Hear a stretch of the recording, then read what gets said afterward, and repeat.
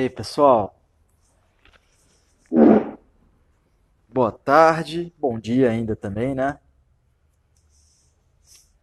Tudo bem com vocês?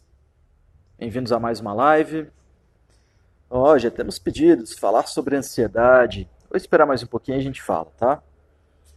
Eu estou escrevendo um textinho para postar daqui a pouquinho no Instagram sobre Dhanvantari, que seria o deus, o mestre do Ayurveda, né?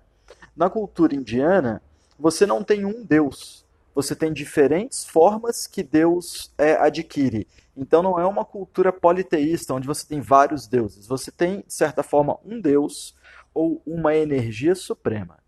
E essa energia suprema adquire diferentes formas de atuação. Então, quando tem uma guerra, ela adquire a forma de um guerreiro. Quando tem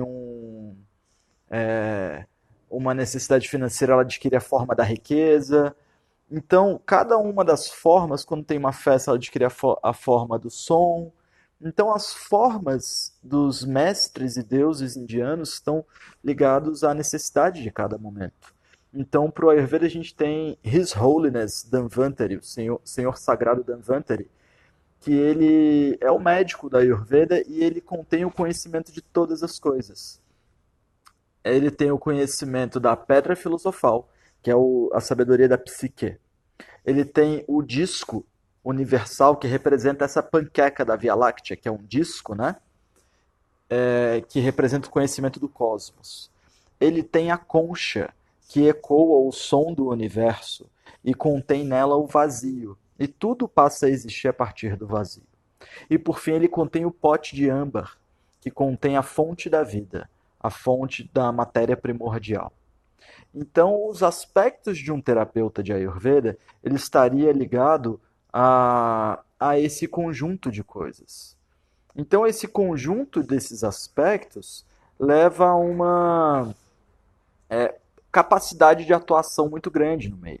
Porque você entende um pouco do cosmos, você entende um pouco da vida, você entende um pouco da mente, você entende um pouco da matéria. Então você consegue uma possibilidade de atuação muito grande. E aí, um bom terapeuta, vocês vão encontrar pessoas que você vai ver assim, você vai lá para pegar uma dieta e o cara vai falar assim: "Poxa, eu prefiro te passar uma pedra vermelha para você usar no chakra da garganta, para você começar a se expressar, aumentar o fogo da região da garganta, aumentar o funcionamento da tireoide". Então, a cromoterapia é uma das ciências que a Ayurveda usa. A homeopatia é uma das outras ciências que a Ayurveda usa, que é a diluição em níveis ao ponto de que aquilo não tem mais efeito no corpo físico, tem efeito no corpo nervoso. E aí aquilo manda uns impulsos elétricos para o seu corpo. Então você vai vendo que o Ayurveda, ele te dá tanta possibilidade e muitas vezes a gente quer resumir muito, né? Eu falei um pouco isso ontem, que a minha busca é por educar vocês, por ajudar vocês a terem uma compreensão maior, mas nunca por fazer um diagnóstico online aqui, tá bom? Então vamos começar a responder as perguntas. Depois eu vou terminar o textinho e vou postar aqui junto com uma imagem de Dhanvantari que eu pedi para uma ótima designer fazer, uma artista fazer essa imagem de Dhanvantari. Porque a imagem de Dhanvantari que a gente encontra na internet é um cara indiano. E beleza, o Ayurveda é indiano, mas o Ayurveda ele é global, então Dhanvantari não é indiano, né? Dhanvantari é uma representação do deus da medicina. Então, logo logo vai chegar uma imagem nova aí pra gente, que eu tô muito contente dessa menina ter, de certa forma, canalizado essa imagem. Ela é uma canalizadora de mestres, então ela já desenhou Saint-Germain, ela já desenhou alguns seres de luz muito bonitos, então eu fiquei muito feliz de saber que eu poderia pedir um Dhanvantari pra gente aqui no Brasil, e vai rolar. No início da tarde eu posto pra gente, tá? A Ana Beatriz pediu para falar sobre ansiedade. Então vamos fazer um estudo um pouco mais profundo sobre o que seria a ansiedade. A gente tem, revestindo o nosso sistema nervoso, protegendo o nosso cérebro, a bainha de mielina. Bainha de mielina ela é um composto gorduroso, ela é uma película oleosa. Quando você manda um impulso elétrico de uma ponta a outra, e isso vai passando, mandando ali a informação elétrica e mandando ali a característica hormonal, a mudança que o seu sistema nervoso está fazendo, quem protege, quem encapa o sistema nervoso é a bainha de mielina. se o sistema nervoso não está bem encapado, aquilo chega no destino e bate muito forte, e dá um choque. Ao invés de ter uma absorção, dá um choque muito rápido. E esse choque é caracterizado muitas vezes como um susto, muitas vezes como uma vontade de realizar mais coisas que você deveria estar realizando, como uma mente que não consegue estar no momento presente, mas está pensando no que tem que fazer daqui a meia hora, ao invés de estar fazendo a live com maestria, por exemplo. Então, muitas vezes a ansiedade está ligada à redução da bainha de mielina. Isso é uma ansiedade vata. Então, uma ansiedade ligada à perda de tecido nervoso. Tá? É muito comum isso. Em geral, a gente vai ver nas pessoas mais magras, nas pessoas mais leves, nas pessoas que se alimentam mal, que viram à noite. Então, isso tudo reduz muito a bainha de mielina, que comem muita salada, fazem muita alimentação sem gorduras complexas. Para um indivíduo pita que tem ansiedade, ele vai estar muito mais ligado com o excesso do fogo. Então, ao invés de ser um pouco encapamento da bainha de mielina, é que passa tanta energia dentro desse nervo que aquilo estoura mesmo. Então, ele fica muito excitado. O Pita é muito passional, então ele tem muita excitação, muita vontade, e ele tem uma ansiedade de realização. Enquanto o Vata tem uma ansiedade mental ligada a ter que fazer alguma coisa que não está conseguindo fazer, ligada a um processo pessoal dele, a uma introspecção, o Pita em geral tem uma ansiedade ligada ao estresse de realização. Então ele precisa fazer uma coisa que ele vai deixando ele ansioso, vai deixando ele ansioso, vai deixando ele ansioso, ele vai deixando para a última hora, até que na última hora ele faz todas as coisas ao mesmo tempo, com a maestria do Pita, né, com muita intensidade. Agora, o indivíduo Kapha, eu vejo a ansiedade dele muito ligada à própria impressão que ele tem de si mesmo. Então ele tem uma ansiedade, mas ela é muito interna, ele não extravasa tanto. Então ele está quietinho ali, mas ele é bem ansioso. E essa ansiedade se representa às vezes como comer muito. Às vezes se representa com não tomar decisões, porque ele fica tão inseguro, ele fica com tanto medo de se mover, que ele não toma decisão. Aí você acha que a pessoa não é ansiosa porque ela está o dia inteiro em casa, ao invés de sair fazendo milhões de coisas como Vata ou como Pitta, mas o Kapha ansioso, muitas vezes, ele é um ansioso isolado. E aí, essa característica do Kapha, a gente tem que tratar com pimenta, para aumentar a vontade dele. A do Pitta, a gente tem que dar uma resfriada.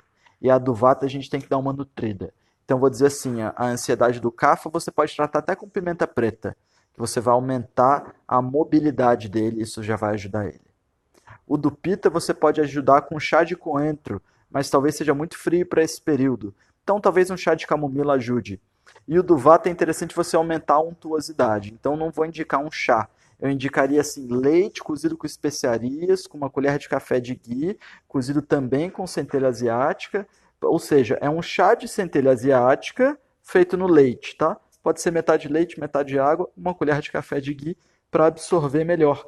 Porque o ghee ele tem uma facilidade de ser veiculado para a mente e transformar aquilo em informação, tá bom? Então, se você vai ingerir um chá e coloca ghee, vai fazer aquele chá ter uma potência mental. Gabi, fale sobre as estações de outono e inverno. No outono, a gente vai tendo o início do ressecamento, né? Então, a gente tem o restinho do calor, mas a gente já começa com um período seco. Então, vai começando a ficar frio, vai começando a ficar seco. A maior característica do outono é que o verão sustentou, porque era quente, úmido e nutritivo, o outono não consegue sustentar. Então é interessante, você percebe que as folhas caem no outono. Se você vai fazer alguma poda, você deveria fazer a poda das plantas no outono. Se você vai lapidar alguma ação sua, é interessante você limar os seus padrões na entrada do outono, no meio do outono, porque é um período de resguardo. Percebam que os animais eles se movem menos, tem menos passarinho na rua, tem menos animal saindo. Então você vai vendo que é um período realmente de se guardar um pouco. É claro que quanto mais envolvidos a gente estiver numa cidade grande, mais difícil é de perceber esses ciclos. Até porque, por exemplo, aqui em São Paulo, tem um estudo científico de um camarada, um biólogo que estuda pássaros na USP, eu já falei isso algumas vezes na live, que ele percebeu que o sabiá laranjeira, que é um dos pássaros que canta mais cedo no mundo, ele começou a cantar tipo 3:30 da manhã em São Paulo. Aí ele começou um estudo com vários biólogos de várias faculdades do país. e foi vendo que quanto maior a cidade, mais cedo o passarinho cantava. Porque o canto do macho é para chamar a fêmea para acasalar. E na hora que dá 5 da manhã, numa cidade como São Paulo, o passarinho não tem mais voz. Já tem ônibus para tudo que é lado passando, já tem carro para caramba, já tem moto para caramba. Então, para esse pássaro se reproduzir, ele começou a cantar 3:30 da manhã, ele não canta mais 5 da manhã. Então, a gente acompanha um certo ritmo natural. Se a gente bota esse ritmo dos animais no papel, basicamente no outono a gente tem que limar as atitudes ruins, buscar não perder os nutrientes do corpo. Tá? Agora, no inverno, a gente tem realmente que se resguardar, fazer um pouco menos de atividades externas, buscar uma conexão interna consigo mesmo, com seus objetivos. Porque no período da entrada da primavera é o período que as flores vão desabrochar. Então, para quem quer engravidar, por exemplo, é fazer uma dieta legal ao outono, dieta física e dieta de sentidos. Fazer uma dieta legal no inverno, para quando chegar na primavera, chegaram os períodos das flores, do florescimento, é um período ótimo para engravidar, tá? É um período ótimo para realizar na primavera novas ações. Então, no outono e no inverno, a ideia é que a gente realmente se resguarde um pouco mais, tá bom? Bem-vinda, Kalinka. Obrigado pelo comentário. Fabiana, mesmo com algumas boas práticas, ainda o intestino sem funcionar por 2 dias. Uma antiama para dar uma estabilizada seria indicado?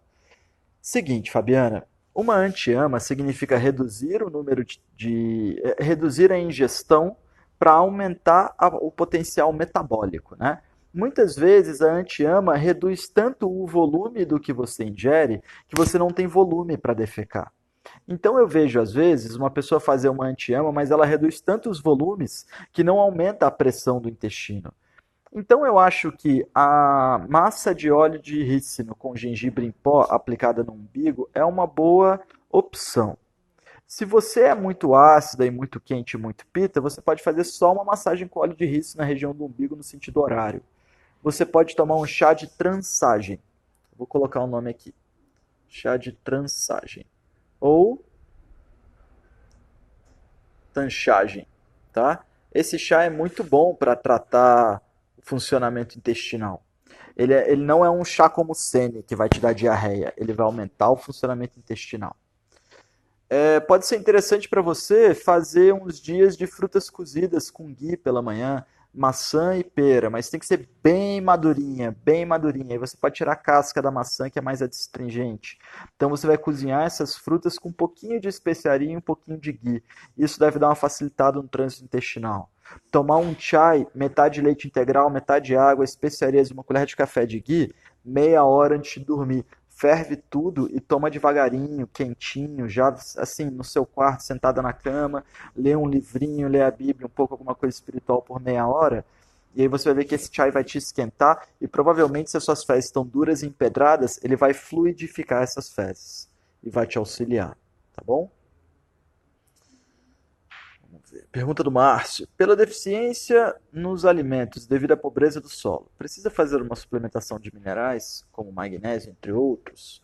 Márcio, acredito que não, cara, porque percebe que por menos minerais que alguma coisa possa ter, por menos nutrientes que alguma coisa possa ter, a gente sempre está gerando excreção.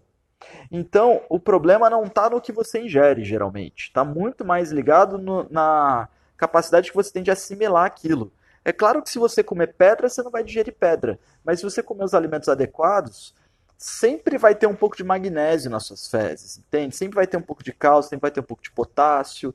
Então, se você fizer uma alimentação adequada e digerir bem os ingredientes, você não precisa fazer suplementação, tá? Eu vejo as pessoas com essa dúvida, mas a resposta, vou dar até a resposta de uma outra forma. Experimenta a dieta Ayurveda a médio prazo, no prazo de 3 a 6 meses. Percebe como a consistência do seu corpo vai mudar, a rigidez muscular vai mudar, o calor corpóreo vai mudar, a inteligência vai mudar, a sua capacidade de cognição, sua capacidade de sustentar o esforço, seu tônus muscular, tudo muda. E aí você não vai precisar nem fazer um teste para confirmar o fato de que você está com o corpo totalmente equilibrado, tá? Então, uma dieta regular vai te fazer a língua, vai te trazer a língua mais límpida, o suor sem odor, as fezes sem um cheiro muito forte, a urina constante, uma boa facilidade para levantar, um bom ritmo para dormir. Não adianta você levantar rápido, mas você também não conseguir dormir. Aí é um tipo de rajas, um tipo de insônia. Tá? Então vejo que tem um equilíbrio ali, um caminho do meio para a gente alcançar, mas ele está ligado com autoobservação, com seguir a dieta regularmente, mas eu ao mesmo tempo acho legal fazer os exames, tá? Só que assim, eu sempre me surpreendi com exames de Ayurveda feitos pelos meus pacientes, no caso assim, uma pessoa está com câncer, e aí está com câncer de mama, vem fazer uma dieta antipita e vai operar, vai fazer quimio e vai fazer rádio. Aí faz um mês de dieta comigo, opera. Depois da operação, o médico dispensa ela da rádio. Faz 2 químios, o médico dispensa ela da químio e fala assim: nunca vi um caso de recuperação tão forte. Eu tenho até a impressão de que seu câncer diminuiu na hora que eu fui tirar, mas eu já não tenho certeza. Então, o Ayurveda nos surpreende. Tá? A questão é que ainda está muito novo aqui pra gente. A gente tem poucas comparações. Eu só falo do que eu conheço, eu só falo do que eu entendo.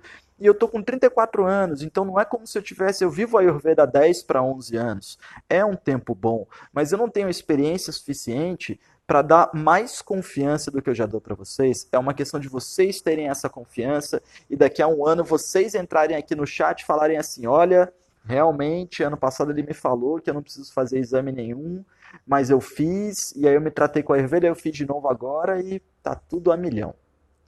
Ana Beatriz, leite vegetal de quê, né? Leite vegetal de tâmaras, ou semente de abóbora, ou semente de girassol, tá?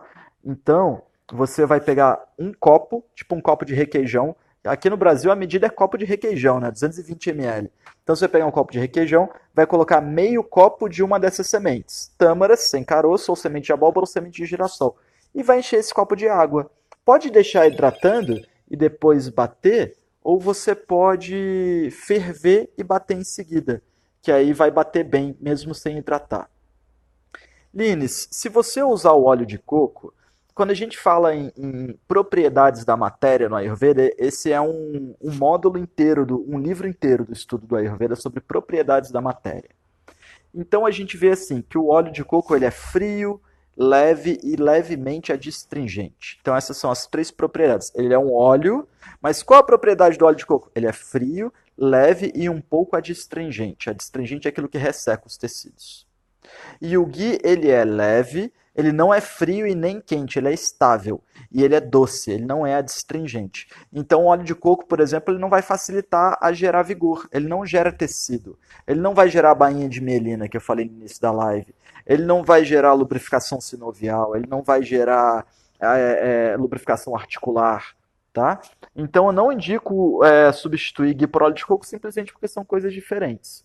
Tá bom? No curso de nutrição que o pessoal está fazendo, fica muito claro isso para eles, porque eu coloco ali os 10 pares de opostos: quente e frio, úmido e seco, fluido e denso, límpido e turvo, resistente e penetrante, áspero e liso. Aí eu vou botando essas áspero e suave, né? Eu vou botando essas propriedades, e aí quando eu falo do ghee, fica muito claro que o ghee é totalmente diferente de outro elemento, tá? Pergunta da Dias. Thaís Dias. Carne é cafa, certo? Peixe também, bacalhau.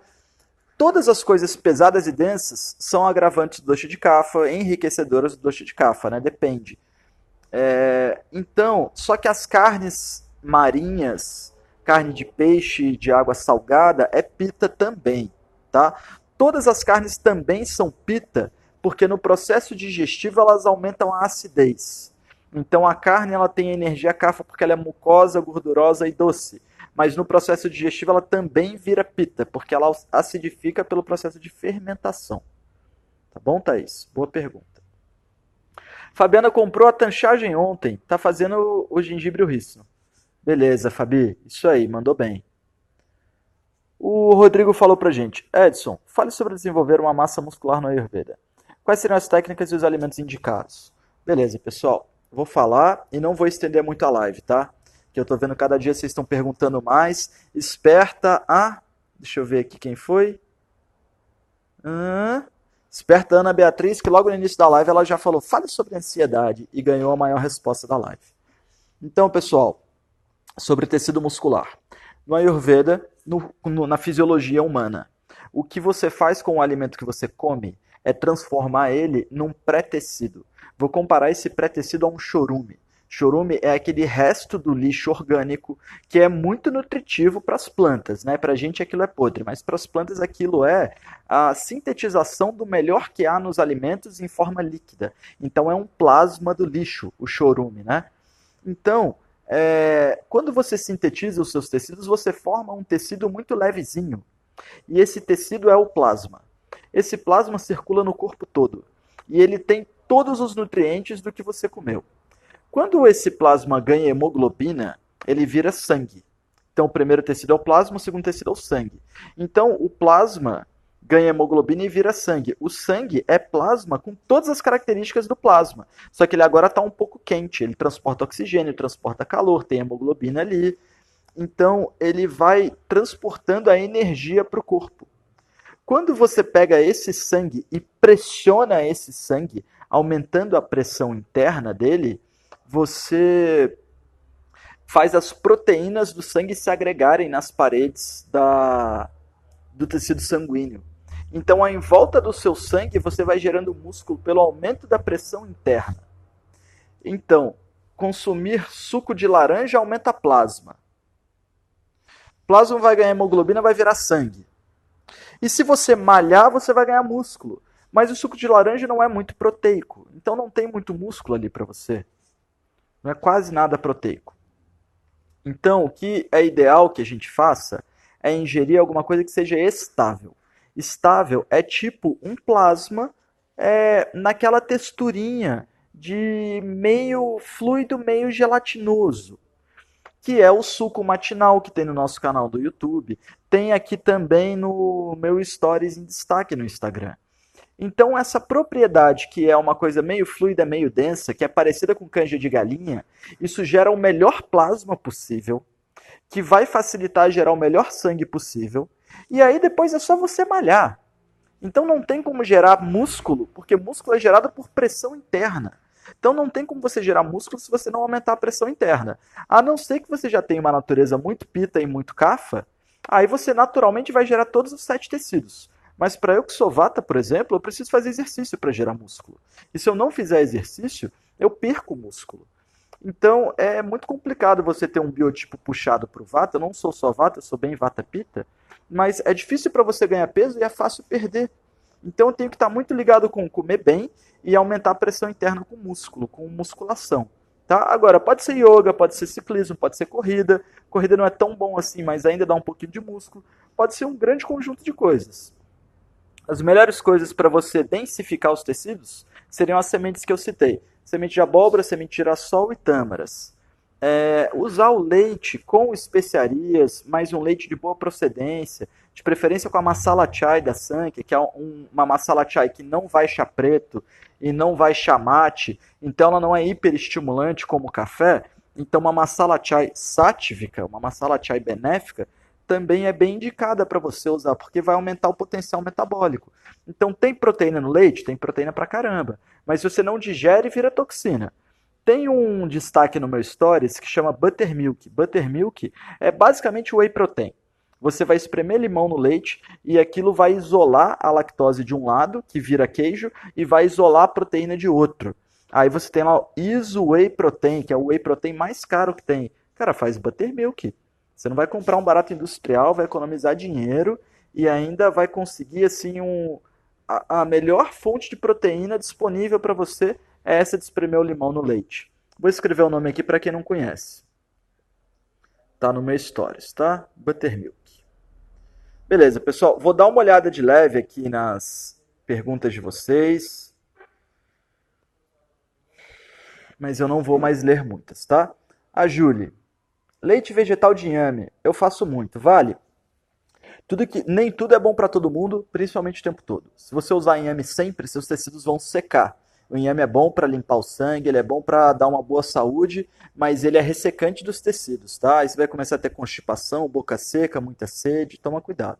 Ana Beatriz, como faz o chai? Você vai pegar um pouquinho das especiarias para o chai e vai ferver no leite vegetal ou no leite orgânico. Eu tenho no YouTube da Sankhya, tem lá a receita do chai de tâmaras. tá? Dá uma procurada lá que eu escrevi aí pra gente. Quando vai abrir o curso novamente? Em junho, Ana. Em junho a gente vai abrir a terceira turma, porque agora eu estou dando atenção para o finalzinho da primeira turma, que ainda tem mais uma aula comigo, e para as aulas da turma 2, tá bem? Que por sinal a galera da turma 2 está feroz, assim, estão me mandando pergunta direto no programa, estão tirando várias dúvidas, estou achando bem legal. O pessoal está bem entusiasmado. Fabiana, a diminuição de toxina é visível na língua das bordas para o centro? Demora muito para adotar boas práticas? Demora muito depois de adotar boas práticas para limpar a língua? Olha só, sua língua você limpa em pouco tempo, tá? Assim, 3 dias você consegue limpar a língua. Fazer a raspagem da língua de manhã é interessante porque aí você vai ver o que realmente era de ontem e o que é de hoje. Só vai abrir, entrar de novo na sua língua o que ainda está dentro do seu corpo. A língua representa o corpo humano de forma completa. Então a mente é a ponta da língua, enquanto que o intestino é o fundo da língua. Então tem um estudo mais profundo sobre quanto tempo está a toxina, se é uma toxina Vata, Pitta ou Kapha. Eu não vou entrar nesse estudo agora, tá? Pessoal, estou gravando um curso novo, não vou fazer muito anúncio dele agora, mas é sobre autodiagnóstico. Vai ser um curso menor, assim, só para vocês entenderem quem vocês são e até potencializar o resultado dos outros cursos. Tá. Pessoal, uma lembrança, se cadastrem no YouTube da Sankhya e quem tiver afim de fazer o curso, eu vou colocar o link aqui, ó, cursos.sankhya.com.br/nutrição. Entrem nesse site e cadastrem o e-mail de vocês, tá? Assim que a gente abrir as inscrições, a gente vai avisar pelo e-mail. Nossa, gente, vocês estão animados, hein? Quanta pergunta. Se for para dizer o Alcor, se fosse para dizer com que frequência seria o ideal comer carne, qual seria? Uma vez por semana? Nem tudo é bom para todo mundo, principalmente o tempo todo. Acredito que uma vez por semana é o suficiente, tá bom? Agora, você quer ser vegetariana, não tem problema. É só você fazer uma boa reposição com sementes, uma boa reposição com raízes, uma boa reposição com ghee, usar leite fervido com especiarias. Então a gente tem que levar em conta se realmente está faltando tecido ou não. Eu fui vegetariano restrito por 4 anos, depois eu voltei a consumir porque eu vi que estava muito difícil manter a boa qualidade corpórea. E aí eu como um pouco de carne de vez em quando, não tenho problema em dizer isso abertamente, não sou nem um pouco contra o vegetarianismo, tenho um grande desejo de voltar a ser vegetariano, mas nesse momento eu não estou conseguindo, vai me exigir muita disciplina e vai me exigir muito trabalho. E se eu quiser, eu busco sempre uma carne mais orgânica, assim, mas sou totalmente a favor da gente fazer essas mudanças de hábito, pessoal. Natália, eu não vou falar sobre hipotiroidismo, porque eu tenho que almoçar ainda, tá bom, pessoal? Então a gente está aqui batendo, ó, 29 minutinhos de live, né? Eu convido vocês, que eu não estou respondendo a pergunta de muitas pessoas, né? Mas é que eu não vou conseguir responder todo mundo. Olha só que legal, quantas perguntas vocês estão fazendo, como tá legal, hein, pessoal? Então, indico que vocês entrem amanhã, meio-dia e 40, que quem fizer as primeiras perguntas é quem eu mais vou conseguir responder, tá bom? Eu tenho que gravar curso, eu tenho que comer, eu tenho que fazer a postagem que eu prometi para vocês sobre o texto de Dhanvantari. Então, peço desculpas por estar deixando vocês aí na mão, mas acredito que vocês me entendam, tá bom? Namastê, obrigado pela presença de todos. E amanhã é meio-dia e 40, então. Obrigado, pessoal.